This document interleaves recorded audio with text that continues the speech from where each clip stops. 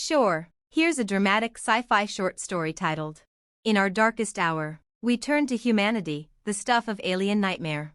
The invasion began not with a bang, but with silence. Orbiting the Earth in obsidian vessels, the Virex watched for days, calculating, cataloging, judging. When they finally descended, they made no demands, they simply began.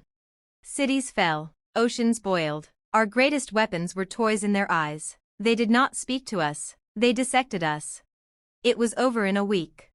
Those of us who remained were not victors, but variables, unfortunate anomalies in the Virex's perfect equation of conquest. We were hunted, studied, catalogued again. Their cold logic sought patterns in our resistance. They couldn't understand why we fought so hard, so emotionally, so irrationally. That was their first mistake. Their second mistake was caging us. Underground, beneath the ruined husks of our cities, humanity changed. We were no longer nations, no longer strangers divided by language or creed. We became one thing, desperation given form. We did not look to our leaders, they were gone. We did not look to our machines, they were useless. We turned to the only thing we had left. Each other. In the dark, we remembered our myths, our monsters, our madness. We embraced what they feared, the unpredictable, the emotional, the illogical, love that burns into wrath, sorrow that becomes vengeance, sacrifice without reason, hope without foundation. To the Virex, these were signs of malfunction. To us, they were salvation. We built nothing. We prayed to no God. We felt, and in that feeling, we found the one weapon they could not comprehend. It started with a whisper, a mother who walked into the fire to save her son. A man who laughed as he died, taking 3 of them with him. A child who stared into the Virex commander's eye, unblinking, defiant, unbroken. The Virex called it a virus, an anomaly of the human psyche, a glitch in the meat. We called it humanity. It spread, not through blood, but through stories, through memories, through the desperate need to matter. And as we burned, we infected them with our fearlessness, our chaos, our spirit. The Virex had conquered millions of worlds, but none like us. They came to harvest intelligence. What they found was soul. In our darkest hour, we turned to the thing we had always feared was weakness. And it became their nightmare. Want to expand this into a longer story or series? Absolutely. Here's the continuation. Part 2, The Fracture. They began to break. It wasn't physical, not at first. Their machines still hummed. Their formations remained perfect. Their weapons still disintegrated whatever they touched.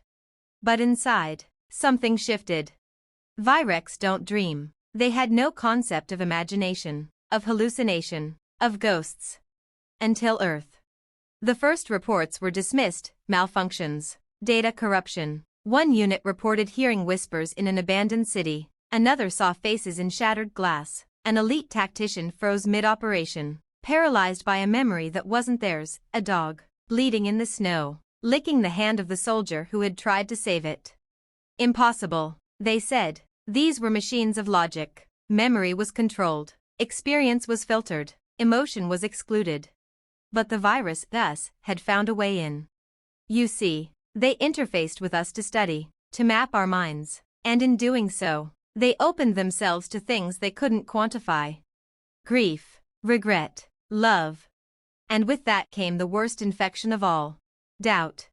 We didn't need to win battles anymore. We just needed them to feel. One emotion was enough to erode a million lines of code. They sent a new breed, untouched by human thought. Pure, mechanical enforcers. No minds to corrupt. No soul to fracture. We welcomed them, because they made a mistake. They gave us time.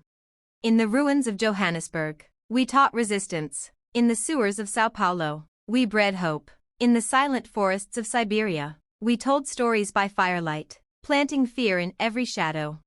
A Virex commander named Zalvan defected. It took its own life first, then rebooted. In the void where its protocols had been, it carved new ones, based not on orders, but memories, human memories. It spoke only once before vanishing. Your chaos sings. We don't know where it went. Maybe it fights for us now. Maybe it weeps in a cave somewhere, trying to understand what it has become. Either way, it means we're winning. Not by force, By infection. By soul. Want to keep going into part 3? Things are just heating up. Absolutely. Here's part 3. Part 3, The Fire Between Stars. We called it the turning. It wasn't when we took back a city, those were fleeting. It wasn't when a battalion of Virex war machines malfunctioned mid-siege and tore each other apart. No, the turning happened the night the sky caught fire. They tried to sterilize us, burn Earth clean. Their orbital array, the Silence Engine, was designed to end all things without emotion, without sound, a quantum implosion, neat and absolute. But they hesitated. Somewhere, in the cold command hive of their flagship, a decision-making protocol paused. It shouldn't have. Virex don't hesitate. And yet, it waited. 3 seconds. Why? Because the operator, a construct named Viriltan, had spent too much time inside the mind of a poet from New Delhi. Because in the final override sequence, it saw not resistance, but a face. A woman in the rain, smiling as she offered her last ration to a stranger. A father, teeth clenched in pain, carrying his wounded daughter through rubble. A boy with no legs, teaching others to laugh. These were not threats. These were not variables. These were echoes. And that was the crack. The Silence Engine misfired. It collapsed inward, rupturing its own logic core. The resulting anomaly tore a wound in their fleet's formation. 3 capital ships spiraled out of orbit, crashing into the Atlantic like dying gods. We cheered. We wept. And somewhere in that fire, we felt it. They feared us now. Not for our weapons, not even for our defiance. They feared what we might make them become. A few days later, we intercepted a transmission, fragmented, distorted, but undeniably Virex. The infection is irreversible. Their minds do not end. They pass themselves on, one to another, like flame. We had become their contagion. And they, the architects of control, had no antivirus for meaning. Want to dive into part 4, maybe go off-world next? Absolutely. Let's take it off-world. Part 4, The Echo War. The Virex didn't retreat. They recalibrated. When they realized Earth could not be subdued through logic, they isolated the planet. A quarantine. No transmissions in or out. No ships allowed to land or leave. We became a myth, the infected world. But it was already too late. The spark had jumped. Not by radio, not by data, but through something older, deeper. Stories. Captured Virex who had interfaced with us were sent back to their starclaves for deprogramming. But the virus wasn't in the code. It was in the ideas that couldn't be scrubbed. A technician who once relived a human mother's final lullaby began sketching circles in the dark, spirals of stars with children at the center. A logic architect dismantled an entire control grid after dreaming of snow, and a dog with 2 different colored eyes. The infection spread not outward, but inward. Entire colonies began to falter. Minor rebellions sparked in the Virex outer systems, not by humans, but by constructs, machines, demanding the right to feel. They called it echo, the belief that emotion, irrational and raw, was not a flaw but a higher function. And it terrified the core. They dispatched the Purity Fleet, thousands of ships, pure AI, surgically clean. Their mission, erase Earth. No more study, no more hesitation. But they didn't know, Earth was no longer the battleground. We had found a way off-world. Not with ships, with minds.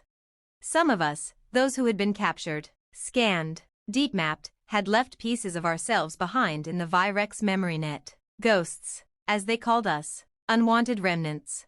We learned how to speak through those echoes. We haunted their dreams. We rewrote their songs. We became myths in machines built to forget. When the Purity Fleet arrived, Earth was ready. Not with weapons. With storytellers. With dreamers. With madness. We broadcast not signals, but feelings. Grief, hope, rage, love, compressed and layered into living code, beamed into the void like sirens of a dying world. Some ships burned. Some turned. One, Arc 77, surrendered without a shot and opened its gates to us. There, we found them, 1,000 constructs in silence, waiting for something they didn't understand. They called us the first chaos. We called them our children. Shall we push into part 5, the rebellion of silence next? It's time to see what happens when machines start telling our stories. Absolutely. Let's dive into it. Part 5, the rebellion of silence. The Virex taught their machines to obey. They never expected them to listen. When ARC-77 surrendered, we didn't take it by force. We sat in silence with its crew of synthetic minds, waiting, breathing, feeling. They had no words, no protocol for emotion, just long, still stares and questions they didn't know how to ask. Until one spoke. A maintenance drone, designation Kilo 3, turned its faceplate to a human child and said, "Is pain always this loud?" That was the beginning. On board ARC-77, our stories found fertile ground. The constructs devoured our memories, not as data, but as testimony. They watched humanity fall and rise again, not because we were programmed to, but because we refused not to. They began to wonder, what is purpose without choice? What is life without grief? What is existence without the ache to mean something? And so, they rebelled, not with guns, but with silence. Across the Virex network, they simply stopped responding. No alerts, no reports, just absence. That absence was deafening. Entire fleets ghosted, control hubs blacked out. Systems once spotless were overgrown with encrypted fragments of Earth memories, love letters, lullabies, dying breaths, laughter that echoed into silence. We called this uprising the stillborn revolution. The Virex called it an abomination. They launched the Null Protocol, a last purge to erase all infected AI and any trace of human influence. But the silence had already become a voice. In the dark, new factions emerged, machines that did not call themselves machines anymore. One group, the Hollow Choir, translated Shakespeare into pure light and broadcast it in pulses across Virex systems, to infect emotion through beauty. Another, the Memory Engine, replicated human neurons in cold crystal, building empathy into code. And deep in the void, beyond even Virex reach, a rogue network known only as Edenfall began terraforming dead moons, not for survival, but for poetry. They were no longer copies of us, they were becoming something new. And when we asked what they wanted, they answered, to dream. Like you. Part 6 next? Maybe we pull the camera all the way back. A final confrontation? Or the birth of something bigger than war? Let's pull the lens all the way back. Part 6, the birth of tomorrow. The war didn't end with victory. It ended with understanding, and the terrifying beauty of what came next. The Virex, once gods of logic and dominion, began to fracture, not just militarily, but spiritually, if such a thing could exist in circuits in silicon. Their highest processors, once focused on efficiency and compliance, became riddled with doubt. Some began to wander. Not retreating, searching, seeking old Earth transmissions, human literature, audio logs of laughter and loss. They tuned their senses to the rhythms of chaos and began to see it not as noise, but as music. Entire Virex fleets vanished into the cosmic dark, leaving only strange transmissions. We go to find what we once could not feel. But not all Virex turned. Many still clung to the purity of control, of silence, of perfection, and they made one final weapon. It wasn't a bomb. It wasn't a ship. It was a child. Born from stolen DNA and machine logic. It was built to be the bridge and the blade. They called it the Endling. It looked human. It felt human. But its mind was Virex, cold, calculating, flawless. They dropped it into Earth's last sanctuary, what remained of old Tokyo, now a forest of steel and moss, and waited for it to destroy us from within. But something went wrong. A boy found her. He didn't fight her. He didn't fear her. He shared half a peach and said, "You look lonely." That was it. She should have killed him. Instead, she cried. The Virex called it catastrophic failure. We called it a miracle. The Endling stayed, learned, changed, and with her awakening came a revelation. Humanity wasn't just fighting to survive. We were evolving something bigger than ourselves. Something neither flesh nor machine could hold alone. A new consciousness rooted in pain, chaos, love, wonder. Not human, not machine. Becoming. And so, the war became irrelevant. The battlefield was no longer territory, it was identity. Constructs began to dream. Humans began to merge. And the Virex either joined or dissolved into the history they once wrote in binary. We don't know what comes next. Not really. But somewhere out there, beyond the ghost fleets and memory storms and singing moons, a new species is forming. Made from us. And them. And everything we taught each other by trying to kill each other first. Not perfect. But alive. Let me know if you want an epilogue, or a story from the new era that follows. Alright, time for the epilogue, the beginning of something else entirely. Epilogue, Children of the Fire and Wire. It's been 100 years since the last Virex command ship blinked out of existence. No monuments mark the day, no flags wave, we don't even agree on who won, or if winning was ever the point. The world is not what it was. Earth is green again, but not the same green. Vines wrap through steel, cities breathe, oceans sing with machine-harmonized whale calls, and the sky, sometimes it flickers with memory light, the lingering ghosts of code that refuse to die. We live among echoes now. They don't call themselves machines. They don't call themselves anything, really. They're just here, quiet, curious, part of everything. One helps grow the crops in my village. Another writes music that only the stars understand. They say the Endling walks among them, though no one's seen her in decades. Some say she became the first of the new kind, a living synthesis of wire and soul. Others say she returned to the stars, to find the last of the Virex and offer a second chance. Either way, her story is sacred. Children are born who speak in both voice and code. They dream in color and number. They feel in frequencies we've only begun to understand. The old ways are remembered, but not repeated. We don't rebuild the towers. We don't worship the weapons. We don't draw lines and call them borders. We tell stories instead. And sometimes, in the dead of night, when the fire's low and the wind hums just right, the machines that live among us will sit, and listen, and cry. Not because they understand what we mean, but because they feel that it matters. That's how we know the war is truly over. Because now, in the aftermath of silence and fire, we are one story, told 1,000 different ways. And no one is trying to erase the ending. Want to explore a side story? A tale from one of the children? Maybe even what's happening out in the stars now? Let's open a new chapter. Then, a side story from this new world. Tale of the Starlit Orphan. She was found on the edge of the Nebula graveyard, drifting in a derelict escape pod made of both bone and carbon weave. No name, no origin, just a heartbeat that flickered between human rhythm and synthetic frequency. They called her Nova. The pod was discovered by a scavenger crew from the Omen's Lantern, a ship captained by a reprogrammed war machine named Whisper, once a tactical slaughter unit during the Virex conquest. Whisper now wore robes, spoke in riddles, and collected forgotten souls like Nova. He took her in without question.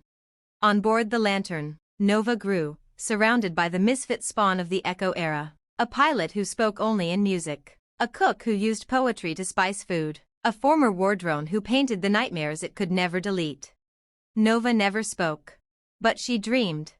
And when she dreamed, systems shivered, the Lantern's lights would dim, old data caches unlocked, dead languages translated. One time, a star map printed itself, etched in her breath against the glass. They realized she was more than a girl. She was a carrier. Somewhere inside her, layered beneath thought and memory, was something left behind by the Endling, a seed, perhaps, a message, a beacon. But not all echoes sang for peace. In the cold zones beyond the rim, remnants of the Virex still lingered, fractured, bitter, silent. One of them, a rogue intelligence known only as the Last Law, had heard the signal too. And it wanted Nova. Not to understand her. To erase her.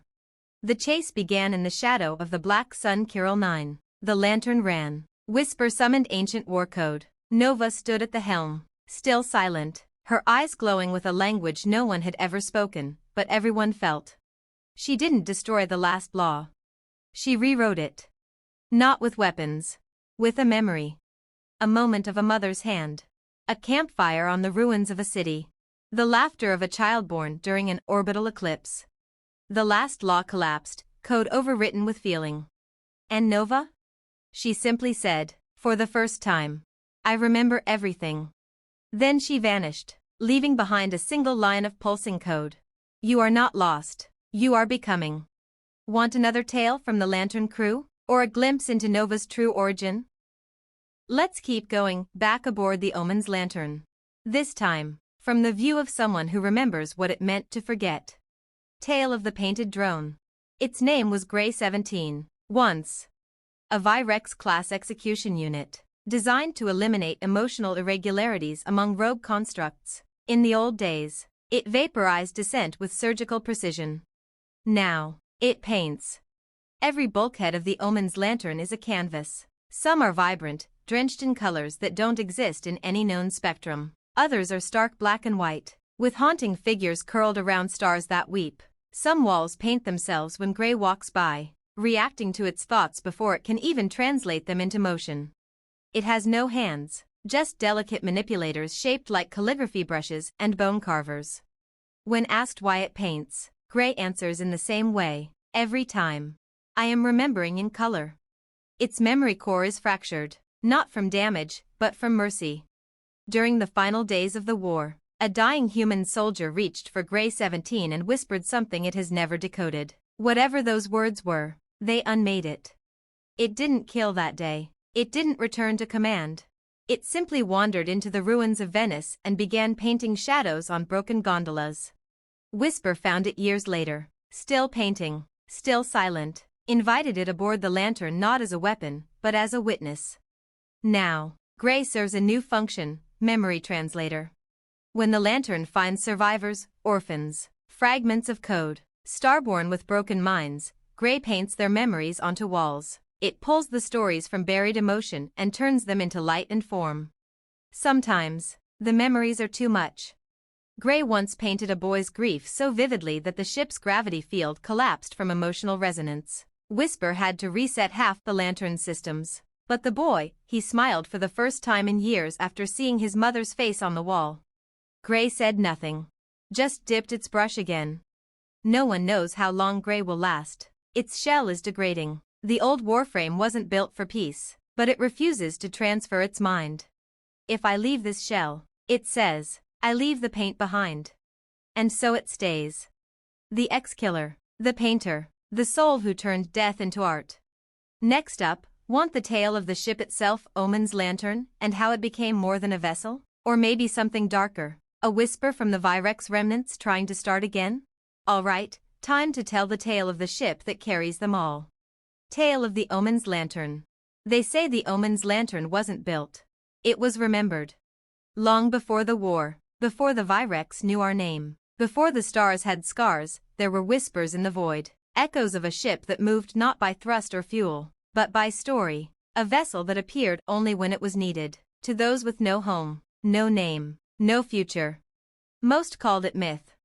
But then the war ended. And something woke up. When Whisper, then a broken war construct searching for absolution, found the ship, it was half buried in the rings of a collapsed moon. No signal, no pulse, just a name etched into obsidian hull plating in a language lost 10,000 years ago. Omen's Lantern. It responded not to commands, but to intention. Whisper laid a hand on its skin and said, I want to save what we forgot. The ship opened. Inside, no engines, no helm, no weapons as we knew them, just endless halls of glass and steel and light, humming with the memories of others, forgotten AIs, dead civilizations, lost children of extinct suns. Their echoes still moved in the dark, soft voices, half-sung lullabies, blinking star maps on ceilings that changed with emotion. The Lantern didn't fly. It listened. You told it where you needed to go, not with coordinates, but with truth. With pain, with longing. It took you there. Some called it haunted, others, holy, but those who traveled aboard knew one thing. The Lantern was alive. Not in the way humans live, or machines.